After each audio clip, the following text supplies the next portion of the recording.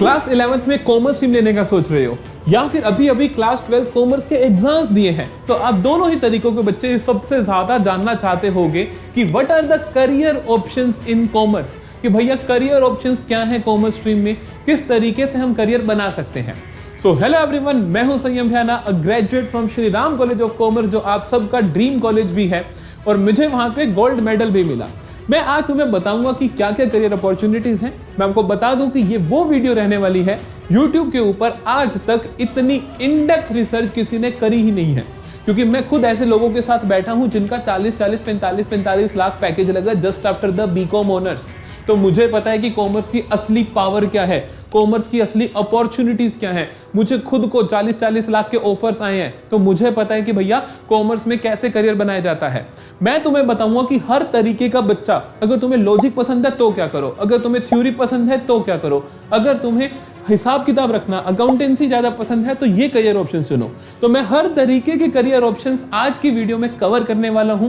अपने सभी दोस्तों के साथ, पेरेंट्स के साथ शेयर कर दो, क्योंकि इसके बाद आपको कोई डाउट नहीं रहेगा कि क्या कॉमर्स स्ट्रीम तुम्हारे लिए बनी है, क्या कॉमर्स स्ट्रीम में कोई करियर ऑप्शंस है भी या नहीं। हर चीज आज की इस वीडियो में क्लियर कर दूंगा, ये मेरा आपसे वादा है। जस्ट 15-20 मिनट बहुत शिद्दत से अच्छे से एक एक करियर ऑप्शन को सुन लेना, समझ लेना। हर एक की कॉस्ट बताऊंगा कि कोई चीज करने के लिए कितनी कीमत लगेगी, उसके बाद क्या एवरेज पैकेज होगा और उसका क्या डिफिकल्टी लेवल होगा, और उसके लिए आपकी कैसी नेचर, कैसा बिहेवियर, कैसी मेहनत चाहिए, वो सब भी मैं आज आपको बताने वाला हूं। तो आइए जल्दी से शुरू करते हैं। What are the career options in commerce stream. So देखो, करियर ऑप्शंस इन कॉमर्स को मैंने दो तरीकों से बांटा है। पहला तो ऐसे करियर ऑप्शन जो सिर्फ और सिर्फ कॉमर्स फील्ड के लोगों के लिए ही अवेलेबल है, और दूसरे नंबर पे ऐसे करियर ऑप्शन जो है तो जनरल मतलब कि कोई भी कर सकता है, साइंस वाला भी कर सकता है, ह्यूमैनिटीज वाला भी कर सकता है, बट कॉमर्स के जो बच्चे होते हैं उनको वहां पर एज मिलती है, उनको वहां पर एक बेनिफिट मिलता है। तो आइए जल्दी से जानते हैं। सबसे पहले तो हम देखेंगे ऐसे करियर ऑप्शंस जो सिर्फ और सिर्फ बेटा कॉमर्स फील्ड के लिए ही मायने रखते हैं, उनके लिए ही बेनिफिशियल है, वही लोग कर सकते हैं। तो मैं क्या क्या आपको बताऊंगा कि क्या क्या करियर ऑप्शन है अलग अलग कैटेगरी में, डिफिकल्टी लेवल क्या है, उनकी कॉस्ट क्या आएगी, और उसके अंदर आपका अर्निंग पोटेंशियल क्या होगा, और फिर आपको कितने साल इन्वेस्ट करने पड़ेंगे। क्योंकि हमें होता है कि भैया मैं तो 4 साल ही बस पढ़ाई करना चाहता हूं, 4 साल का मुझे नौकरी चाहिए, मुझे 6 साल बाद नौकरी चाहिए, मुझे 3 साल बाद चाहिए। तो हर तरीके की चीज के बारे में हम बात करने वाले हैं। तो सबसे पहले तो ओनली फॉर कॉमर्स फील्ड ऐसे करियर ऑप्शन जो सिर्फ और सिर्फ कॉमर्स के बच्चे के लिए अवेलेबल है, उसके अंदर 4 डिफरेंट कैटेगरीज आती है मेरी जान। पहली कैटेगरी आती है अकाउंटिंग, कि भैया अकाउंट्स में अगर इंटरेस्ट रखते हो तो आपको इन करियर ऑप्शंस में जाना चाहिए। फिर आती है टैक्सेशन एंड ऑडिटिंग, कि अगर आपको कॉर्पोरेट गवर्नेंस या टैक्सेशन में काम करने का मन है तो इस कैटेगरी में जाना चाहिए। इन्वेस्टमेंट एंड फाइनेंस, कि अगर आपको इन्वेस्टमेंट पसंद है, कि आपको पसंद है एनालिसिस करना, अगर आपको इकोनॉमिक्स बहुत स्ट्रॉन्ग था तो आपको इस तरीके के करियर्स में जाना चाहिए। स्टॉक मार्केट के करियर्स क्या है, तो बेटा 4 कैटेगरी है। इन चारों कैटेगरी के अंदर क्या क्या ऑप्शंस होते हैं वो सब मैं आपको बताता हूं। तो शुरुआत करते हैं अकाउंटिंग से।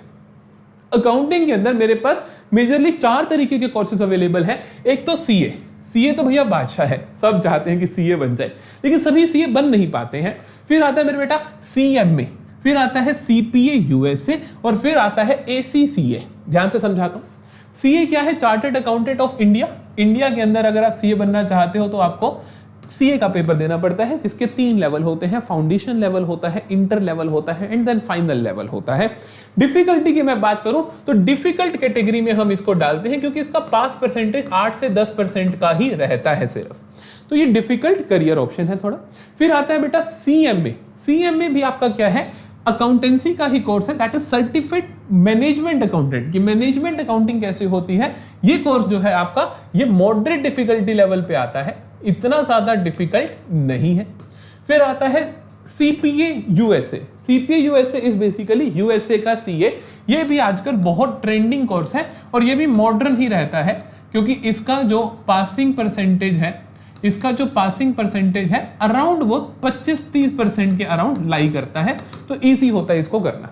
देन आता है आपके पास एसीसीए, जो कि United kingdom that is England का सीए है, और इसकी वैलिडिटी लगभग 160 प्लस देशों में है, कि 160 प्लस देश इसको एक्सेप्ट करते हैं। इंडिया की सीए को सारे एक्सेप्ट नहीं करते, बल्कि यूके की सीए को सभी एक्सेप्ट करते हैं और इसमें पास होना भी आसान है। और इसको तो लिटरली आप क्लास 11 से शुरू कर सकते हो, सच बता रहा हूं, क्लास 11 से शुरू कर सकते हो। अगर इसकी डिटेल चाहते हो तो डिस्क्रिप्शन में मैंने लिंक डाल दिया है, वहां पे आपको इसकी डिटेल भी देखने को मिल जाएगी कि ACCA के बारे में पूरी की पूरी कोर्स डिटेल क्या है। चलो डिफिकल्टी लेवल की बात करते हैं। ये सारे के सारे कोर्सेज हमारे क्या है, मॉडरेट से डिफिकल्ट लेवल के कोर्सेज हैं। मॉडरेट के जैसे कि CMA हो गया, CPA हो गया, ACCA हो गया, डिफिकल्ट आपका CA हो गया। नंबर ऑफ ईयर्स कितना चाहिए मेरे बेटा, 2.5 साल से 5 साल। कुछ लोग तो जल्दी जल्दी अगर सारे पेपर टाइम पे करते जाओ तो CA बहुत जल्दी कंप्लीट कर लोगे आप। लेकिन अगर आपको टाइम लगता है, ग्रुप्स आप अलग अलग देते हो, तो आपको 5 साल तक का टाइम लग सकता है। एग्जाम्स और वर्क एक्स मिला के, आर्टिकलशिप सब कुछ मिला के आपको बता रहा हूं, मैक्सिमम 5 से 6 साल आपको लगेंगे, इससे ज्यादा नहीं लगेंगे। कॉस्ट क्या है, 1 से 3 लाख।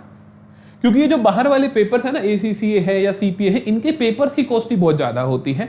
CA का पेपर की कॉस्ट इतनी नहीं होती, लेकिन आपको तैयारी करनी पड़ती है, ब्ला ब्ला सब करना पड़ता है, तो 3-4 लाख आपका मैक्सिमम खर्चा जाता है। करने वाले बच्चे फ्री में भी कर जाते हैं, ऐसी कोई बात नहीं है। मैं बात करूं अगर आपकी इनकम की, तो इनकम लाई करती है 6 से 12 लाख। 6 से 12 लाख क्यों बोल रहे हो सर? अगर आपने CA करी और आपका बहुत खराब रैंक आया है ना, तो आपको 6-7 लाख की नौकरी मिलेगी। लेकिन CA के टॉप 100 रैंकर्स में आगे तो 12-15 लाख का पैकेज मिल जाएगा। इसी तरीके से ACCA अगर आपकी दुबई में जॉब लग जाती है और वर्क फ्रॉम होम करते हो तो 11-12 लाख का पैकेज है। अगर नहीं लगती तो 6-7 लाख का पैकेज है। तो ये आपकी स्टार्टिंग सैलरी है। ये कोर्सेज कंप्लीट करने के जस्ट बाद आपका ये पैकेज लगने वाला है। फिर हम बात करते हैं टैक्सेशन एंड ऑडिटिंग में क्या क्या आपके पास आता है। तो करियर ऑप्शंस क्या है, देखो GST प्रैक्टिशनर बन सकते हो। इंडिया में GST है, तो GST के अंदर क्या क्या रूल्स होते हैं, GST की काउंटिंग कैसे होती है वो। इनकम टैक्स कंसल्टेंट बन सकते हो, इनकम टैक्स फाइल कर सकते हो, इनकम टैक्स के आप कोर्सेज कर सकते हो। ये बेटा एक्चुअली में सर्टिफिकेशंस है। ये क्या है, सर्टिफिकेशंस हैं जो आप ऐड ऑन कर सकते हो CA के साथ। अगर आपने CA के साथ ये कर लिया तो आप मान के चलो आपका 2 से 3 लाख पैकेज बढ़ जाएगा साल का, 11-12 लाख वाला 14-15 लाख पे आ जाएगा। फिर आता है सर्टिफाइड इंटरनल ऑडिटर। जो कंपनीज होती हैं उनको चाहिए होते हैं, कॉर्पोरेट को चाहिए होते हैं, ऑडिटर्स चाहिए होते हैं जो इंटरनली उनके सारे के सारे खातों को ऑडिट करें। And then tax auditor, tax की ऑडिटिंग करने के लिए, ये भी कंपनीज को बहुत चाहिए होते हैं। इन दोनों की जो सर्टिफिकेशंस है ये थोड़ी ज्यादा लंबी होती हैं, 2-2 साल तक चली जाती हैं। लेकिन ये जो सर्टिफिकेशन है, GST प्रैक्टिशनर है या फिर इनकम टैक्स की आपकी क्या कहते हैं सर्टिफिकेशन है, इनमें कम टाइम लगता है, 4-5 महीने, 6 महीने, 7 महीने में ये खत्म हो जाती हैं। इनको CA के एडिशन में करते हैं बच्चे, इनको डायरेक्टली भी कर लेते हैं और उनको अच्छी जॉब मिल जाती है। ठीक है, कॉस्ट क्या है बेटा, क्योंकि सर्टिफिकेशन है तो 5,000 से 1 लाख। डिफिकल्टी लेवल क्या है, इजी से मॉडरेट, ज्यादा डिफिकल्ट नहीं होता, ये तो बहुत इजी है और ये थोड़े मॉडरेट में है। और जैसे इजी से मॉडरेट लेवल आएगा किसी भी चीज का तो पैकेज थोड़ा सा कम हो जाता है, 3 से 15 लाख। मिनिमम 3 लिखा क्योंकि इनके तो बहुत कम पैकेज होते हैं। ठीक है, 15 ऐसे लिखा कि अगर आपने CA के साथ कर लिया तो वो 15 लाख पे पहुंच जाएगा। समझ आई मेरी बात? सो ये हो गया आपका टैक्सेशन में। अगर आप ऐसे बच्चे हो जिसका अकाउंटेंसी में इंटरेस्ट है, जो अकाउंटेंसी बहुत अच्छे से करता है, तो अकाउंटिंग में जाओ या टैक्सेशन में जाओ, आपकी कहानी सॉर्टेड है। फिर आते हैं इन्वेस्टमेंट एंड फाइनेंस पे। इन्वेस्टमेंट या फाइनेंस के करियर्स में जाने के लिए आपको एक जरूरी चीज चाहिए होती है, BCom ऑनर्स या BA इको ऑनर्स या फिर बहुत अच्छी BMS that is bachelors of management studies अच्छे कॉलेज से। अगर आप दिल्ली यूनिवर्सिटी के टॉप कॉलेजेस में पहुंचते हो, टॉप 8-10 कॉलेजेस में पहुंचते हो और उसके साथ फिर आप इन्वेस्टमेंट एंड फाइनेंस में अपना करियर बनाने का बहुत इजीली सोच सकते हो। अगर आपको पसंद है ये जानना कि किस तरीके, शार्क टैंक देखना पसंद है, वहां की इन्वेस्टमेंट्स देखना पसंद है कि कैसे इन्वेस्टमेंट कर रहे हैं, क्या क्या पूछ रहे हैं, ग्रॉस प्रॉफिट मार्जिन कितना है, नेट प्रॉफिट मार्जिन कितना है, ये सारी बातें जानने में अगर इंटरेस्ट रखते हो तो ये करियर फील्ड आपके लिए बना है इन्वेस्टमेंट एंड फाइनेंस का। स्टॉक मार्केट में इंटरेस्ट रखते हो तो आपके लिए बना है फाइनेंस के करियर्स। ये मिलेंगे कैसे, BCom BA करो, BMS करो, इनके साथ एडिशनली आप क्या करो, वेल्थ मैनेजमेंट का कोर्स कर लो, NISM करवाता है। यहाँ पे आप म्यूचुअल फंड के होल्डर भी बन सकते हो कि म्यूचुअल फंड्स आप अपना बना सकते हो, तो उसका कोर्स कर लो। ऐसे ऐसे आप कोर्सेज कर सकते हो। Actuarial sciences BA eco honours के साथ बहुत बच्चे करते हैं और ये बहुत तगड़ा करियर ऑप्शन है। Very difficult. इको में स्ट्रॉन्ग है तभी कर सकते हो, लेकिन करियर अपॉर्चुनिटी बहुत तगड़ी है यहाँ पर। इन्वेस्टमेंट बैंकिंग अगेन ज्यादातर बच्चे BCom के देखने को मिलते हैं हमें यहाँ पर, लेकिन इन तीनों स्ट्रीम के बच्चे निकलते हैं, ऐसी कोई बड़ी बात नहीं है। रिस्क एनालिसिस FRM कर लो भाई, ये भी बहुत अच्छा करियर ऑप्शन है। जो कॉमर्स के अगर टॉप टीयर के करियर ऑप्शंस अगर मैं तुम्हें बताऊं तो वो यहां पर लिखे हैं। बेटा कैसा डिफिकल्टी लेवल है? मॉडर्न से वेरी हाई। अगर मैं एक्चुअरियल साइंसेस की बात करूं तो इट इज वेरी डिफिकल्ट, बहुत मुश्किल होता है। नंबर ऑफ ईयर्स कितने चाहिए? 1 से 5, क्योंकि भैया 3 साल की तो ये होगी, फिर इसका सर्टिफिकेशंस कर लो। जैसे आपको सिर्फ वेल्थ मैनेजमेंट का सर्टिफिकेशन करना है तो आप 1 साल में कर लोगे, कोई दिक्कत नहीं है। लेकिन इन डिग्रीज के साथ ये सारा कुछ करोगे तो आपको 4 साल का समय लग जाएगा, क्योंकि ऑनर्स की डिग्री 4 साल की होती है। फिर एक आधा साल लग जाता है, कोर्सेज करो, थोड़ा और जोर लगाओ। सीएफए करना चाहते हो तो डिफिकल्ट हो जाता है ना। एमबीए करना चाहते हो तो 4 साल बीकॉम करी, फिर 2 साल की एमबीए करी या 1 साल की एमबीए करी, उसके बाद अच्छा पैकेज ले गए। तो ये जो पैकेजेस होते हैं यहां पर आपके, लिटरली बता रहा हूं 12 लाख से लेकर 40 लाख तक का package just after BCom honours. SRCC का हाईएस्ट पैकेज 36-37 लाख का जाता है, और अगर आपने सीएफए कर रखा है तो और भी ज्यादा अच्छा। और सुनो, अगर तुमने एमबीए कर ली तो उसके बाद तो एवरेज पैकेज अच्छे एमबीए कॉलेजेस का है ही 35 लाख। अच्छे MBA colleges, IIM Ahmedabad, IIM Bangalore, IIM Calcutta, ISB Hyderabad, Mohali, तो इन सब का तो भाई एवरेज पैकेज ही 33-34 लाख का है। तो सोचो ना कितना बढ़िया करियर ऑप्शन है। तो कॉमर्स स्ट्रीम कम नहीं है। आगे आ जाओ, स्टॉक मार्केट। अगर आप स्टॉक मार्केट में करियर बनाना चाहते हो, अगर आपको पसंद है ये देखना कि किसके स्टॉक ऊपर जा रहे हैं, किसके स्टॉक नीचे जा रहे हैं, इन पैटर्न्स को पढ़ना कि क्या ये मॉडल्स होते हैं, जितने भी मॉडल्स हैं वो पढ़ने अगर आपको पसंद है तो स्टॉक मार्केट के करियर आपके लिए बने हैं। इसमें आपको करना क्या है, ये सर्टिफिकेशन जरूर कर लेनी है। अगर बेटा आप ये सर्टिफिकेशन नहीं करते हो तो फिर मुश्किल हो जाती हैं चीजें। कोई भी डिग्री करो, बीकॉम करो, बीए करो, साथ में ये सर्टिफिकेशंस कर लो, जैसे कि equity research analyst, stock broker बन जाओ, पोर्टफोलियो मैनेजर बन जाओ, म्यूचुअल फंड एडवाइजर बन जाओ। इन सब का कोर्स करो जरूर, एनआईएसएम से सर्टिफिकेशन लो। करियर बहुत बढ़िया है, बहुत सस्ते कोर्सेज होते हैं, 3 से 10 हजार की कॉस्ट, इनकम 4 से 25 लाख।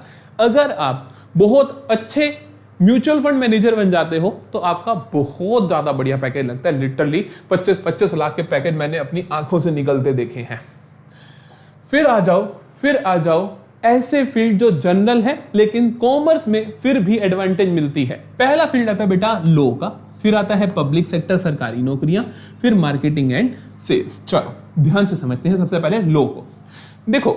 लॉ के अंदर 2 मेन कैटेगरीज होती हैं, एक होता है क्रिमिनल लॉ और एक होता है कॉर्पोरेट लॉ, है ना। क्रिमिनल के अंदर आपको देखना होता है कि मतलब जो क्रिमिनल कोड पढ़ना होता है कि पुलिस वाली कंप्लेंट्स है उनके अंदर आप वकील बनते हो।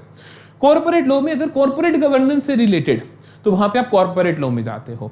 अगर आप ऐसे बच्चों जिसे बिजनेस स्टडीज पढ़ना पसंद है, जिसे थ्योरेटिकल सब्जेक्ट्स पढ़ना पसंद है, तो ये करियर फील्ड आपके लिए है कि भैया लॉ कैसे, कॉर्पोरेट लॉयर बन जाओ आप। क्योंकि इसके अंदर काम बड़ा, जैसे क्रिमिनल लॉयर होता है ना, वहां पे रिस्की होता है थोड़ा सा काम, है ना, कि क्रिमिनल से मिलना पड़ता है। बट कॉर्पोरेट लॉयर्स में भी होता तो वो क्रिमिनल ही है, वो लोग जिन्होंने गलत किया। लेकिन कहानी ये होती है कि थोड़ा व्हाइट कॉलर जॉब होती है, अच्छी जॉब होती है। तो लॉ कर सकते हो आप, कॉर्पोरेट लॉयर बन सकते हो, टैक्स लॉयर बन सकते हो, लीगल कंप्लायंस ऑफिसर बन सकते हो। करना क्या है बेटा, बीकॉम प्लस एलएलबी कर लो या सीएस कर लो, दैट इज कंपनी सेक्रेटरी। कहानी सेट है। मॉडरेट डिफिकल्टी, कुछ मुश्किल नहीं होता है। सीएस करना सीए से बहुत आसान होता है। 3 से 6 साल का समय लगेगा, क्योंकि बीकॉम प्लस एलएलबी की डिग्री 5 साल की होती है। सीएस करोगे तो भी 2-3 साल एक्स्ट्रा लग जाते हैं।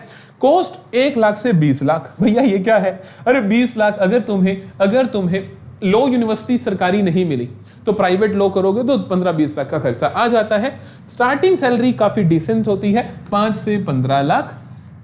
अगर आपने अच्छी इंटर्नशिप्स करी है, अच्छा काम करा है, तो आपका स्टार्टिंग पैकेज बहुत अच्छा लगने वाला है।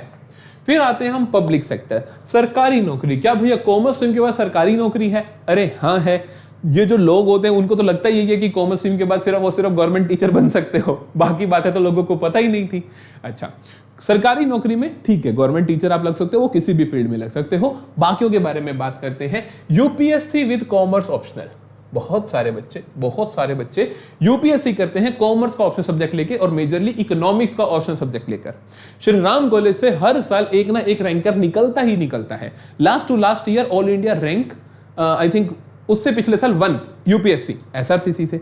Next year all India rank 35, मेरे जानकार था एक स्टूडेंट। इस साल एआईआर रैंक 32, मेरे से सिर्फ 1 साल सीनियर मेरे बड़े भाई, मैं मतलब उनसे काफी बार मिला हूं, तो उनका आया है। तो मतलब कि कॉमर्स के अंदर ये भी है। फिर सबसे अच्छी नौकरियां RBI grade B, bank PO.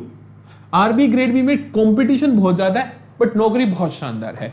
12-15 lakh का पैकेज कहीं नहीं गया, और बाकी तुम्हें पता ही है बाकी क्या क्या मिलता है सरकारी नौकरी में। बैंक पीओ का पेपर भी दे सकते हो आप, 50-60 हजार महीना तनख्वाह कहीं नहीं गई। फिर उसके बाद NITI Aayog, ministry of finance, इसमें कुछ आपकी नौकरियां निकलती हैं, बट ये बहुत डिफिकल्ट होती है क्रैक करनी, इसके लिए आपको बहुत मेहनती होना पड़ता है। सरकारी नौकरी अच्छा करना चाहते हो तो आपका इकोनॉमिक्स बहुत स्ट्रांग होना चाहिए, ध्यान रखना, क्योंकि जितनी भी जॉब्स होती हैं वहां पे इकोनॉमिक्स से रिलेटेड होती हैं। अगर टॉप टीयर जॉब्स की मैं बात करूं जो मिनिस्ट्रीज में निकलती हैं, तो वहां पे काम यही होता है कि इंडिया की मैक्रो इकोनॉमिक्स को कैसे संभाला जाए, तो वहां पे इकोनॉमिक्स स्ट्रांग होना बेटा बहुत जरूरी है। Moderate to almost impossible UPSC करना है ना, यूपीएससी करना तो इम्पॉसिबल जैसी कहानी है ना, तो ये बहुत डिफिकल्ट है। तो ये करियर ऑप्शन है नीति आयोग या मिनिस्ट्री ऑफ फाइनेंस के अंदर जो कॉमर्स की जॉब्स निकलती हैं वो भी बहुत डिफिकल्ट होती हैं, ठीक है। नंबर ऑफ ईयर्स कितना लगेगा, 1+ ईयर, प्लस का मतलब है राजे इन्फिनिटी, क्योंकि जब सरकारी नौकरी के झमेले में पड़ जाते हो, नौकरियां निकलती हैं, फिर ज्वाइनिंग नहीं होती, एक बहुत विशियस सा साइकिल फंस जाता है, तो ये ऑप्शन भी हमारे पास है। फिर आता है मार्केटिंग एंड सेल्स, जिसको बेचना आ गया वो कामयाब हो गया। अगर कोई तुम ऐसे बच्चे हो जिसको किसी को भी परसुएड करना बड़ा आसान लगता है, किसी को अपनी बातों में फंसा लेना आसान लगता है, तो मार्केटिंग एंड सेल्स आपका इंतजार कर रही है। अगर आप ऐसे बच्चे हो तो एक किताब जरूर पढ़ लेना, फिलिप कॉटलर की बेटा बुक आती है मार्केटिंग के ऊपर, जिसने वो पढ़ ली कहते हैं वो मार्केटिंग का राजा हो गया। वो तुम्हारे 4P 7P जो भी है इन्होंने ही दिए थे, तो इनकी किताब पढ़ो, आप लिटरली आप जान जाओगे कि आप मार्केटिंग के लिए बने हो या नहीं बने। सच बता रहा हूं, अगर मार्केटिंग या सेल्स में स्ट्रांग हो गए तो आपका मुकाबला ही नहीं है। क्या करना चाहिए, डिजिटल मार्केटिंग के कोर्स करने चाहिए मेरे बेटा, क्योंकि अगर आपने मार्केटिंग में जाना है और ऑनलाइन मार्केटिंग नहीं आती तो फिर क्या फायदा। सेल्स, ई कॉमर्स, इनके कोर्सेज आजकल मिल जाते हैं, यूडेमी पे कोर्सेज मिल जाते हैं। सबसे बढ़िया तो फिलिप कॉटलर की किताब पढ़ लो, बात खत्म। Difficulty level easy to very difficult, क्योंकि भैया अगर मार्केटिंग करना कोई हलवा नहीं होता, टाइम लगता है सर्टिफिकेशन करने में कम, कॉस्ट आती है बहुत कम, पैकेज बहुत ज्यादा। जैसे कि श्रीराम कॉलेज ऑफ कॉमर्स का हाईएस्ट पैकेज जो 36 लाख का लगा था, किसमें लगा था, मार्केटिंग में लगा था, ठीक है क्या। तो मार्केटिंग हाईएस्ट पैकेज देती है, और श्रीराम कॉलेज ऑफ कॉमर्स में जो लोएस्ट पैकेज 4 लाख का आया था, कहां से आया था, वो भी मार्केटिंग से आया था। तो मार्केटिंग कहानी ही ऐसी, अगर आपको बेचना आ गया तो आप 40 लाख भी कमाओगे, अगर आप ढंग से नहीं बेच सकते तो आप 4 लाख भी मुश्किल से कमाओगे। तो ये कहानी होती है बेटा मार्केटिंग एंड सेल्स की। अब बात करते हैं कॉमर्स स्ट्रीम की सबसे बड़ी खासियत, जिसके लिए मैंने कॉमर्स चूज की थी, क्योंकि मुझे था कि यार मैं सारा दिन पढ़ाई नहीं करूंगा, मुझे कुछ एक्स्ट्रा भी करना है। अगर आप कुछ एक्स्ट्रा करना चाहते हो तो आप साइंस स्ट्रीम में तो नहीं कर सकते, क्योंकि अगर आपने साइंस स्ट्रीम चूज कर ली, अगर आपने साइंस की स्ट्रीम चूज कर ली तो क्या होता है, सारा दिन आपको पढ़ना ही पड़ेगा 10-10 घंटे, कुछ कर ही नहीं सकते। कॉमर्स में आप रोज के 5 घंटे पढ़ो, 4 घंटे पढ़ो, आप टॉपर बन जाओगे, बाकी 3-4 घंटे कुछ और करो और इनके जैसा बन के दिखाओ। MS धोनी सर हमारे कॉमर्स के, अमन गुप्ता एंटरप्रेन्योर कॉमर्स का, इन भाई साहब के थोड़ा सा नाम खराब चल रहा है लेकिन फेमस तो बहुत हुए ना कॉमर्स के। निर्मला ताई जो हमारे फाइनेंस मिनिस्टर हैं, ये भी कॉमर्स के हैं। SRK हंसराज कॉलेज की शान है ना, दिल्ली यूनिवर्सिटी हंसराज कॉलेज की शान, ये भी कहां से है, कॉमर्स स्ट्रीम से। तो कॉमर्स स्ट्रीम में एक और बड़ी अच्छी चीज रहती है कि आप अपना पैशन फॉलो कर सकते हो। द मोस्ट इमर्जिंग फील्ड, नई फील्ड आ रही है कॉमर्स स्ट्रीम की, that is fintech, finance plus tech, जैसे कि भारत पे, फोन पे, पेटीएम, ग्रो, अपना क्रेड, ये जितनी भी एप्स हैं ये सारी क्या है, फाइनेंस प्लस टेक्नोलॉजी। जब कॉमर्स एंड साइंस के बंदे मिलते हैं तो बनता है फिनटेक। फाइनेंस की नॉलेज लेकर आते हैं कॉमर्स के टॉप टीयर कॉलेजेस के बच्चे, और टेक की नॉलेज लाते हैं software engineers, IIT Delhi, IIT Bombay के बच्चे, और वो साथ में मिलकर क्या बना देते हैं, fintech, that is finance plus tech. 2020 से 23 के बीच में फिनटेक फंडिंग बेटा 5x से ग्रो हुई है। जहां पर $1 बिलियन लगता था, वहां पर अब $5 बिलियन की फंडिंग आ रही है। तो लिटरली बहुत ज्यादा बूम पे है ये फील्ड। अगर आप फाइनेंस के अंदर बहुत स्ट्रॉन्ग हो जाते हो तो आपका करियर ग्राफ बहुत अच्छा जाने वाला है, मैं आपको सच बता रहा हूं। तो यहां पर हम आते हैं एंड ऑफ द वीडियो पे। सच कमेंट सेक्शन में बताकर जाना, क्या इससे ज्यादा इलेबोरेटेड, क्या इससे ज्यादा करियर ऑप्शंस वाली, क्या इससे ज्यादा अच्छे तरीके से समझाने वाली वीडियो तुमने आज तक भी देखी है क्या। अगर नहीं देखी तो कमेंट सेक्शन में लिख देना, ताकि तुम्हारे दोस्त अगर कोई भी इस वीडियो को देखने आए तो वो तुम्हारे कमेंट्स को पढ़कर पहले ही जज कर ले कि इस वीडियो के अंदर कितनी पावर है, कितने अच्छे से वो गाइड करने वाली है। Thank you so much for watching. मिलते हैं नेक्स्ट वीडियो में। चैनल को सब्सक्राइब जरूर कर लेना और हमें फॉलो जरूर कर लेना। Bye bye.